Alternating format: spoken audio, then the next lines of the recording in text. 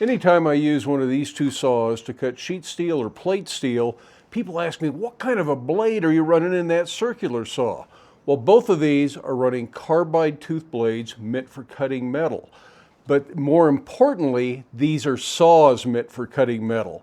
These are specifically designed, matched to that blade, so the power, the RPM is all designed around being a metal cutting saw. These are not simply woodworker circular saws running a special blade.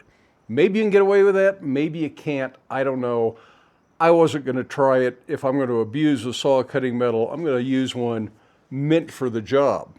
The smaller one easily cuts up to 1/8 inch, would probably cut up to 1/4 inch, although I haven't tried it because I also have the bigger one. I bought the bigger one first because I didn't know the smaller one existed, otherwise I probably would have just bought the smaller one.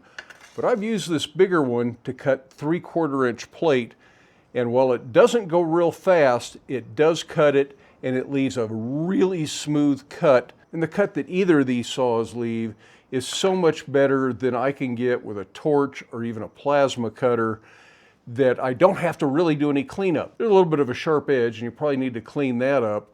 But as far as dross and slag and some sort of a kerf line from the torch, you don't get any of that stuff with these saws. It's a really nice smooth cut, and it saves a lot of time in the long run to not have to do the cleanup when you're all done. They're also considerably more portable and much less of a fire hazard than a torch or a plasma cutter would be.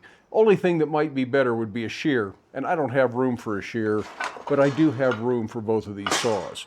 Now obviously these are Milwaukee saws.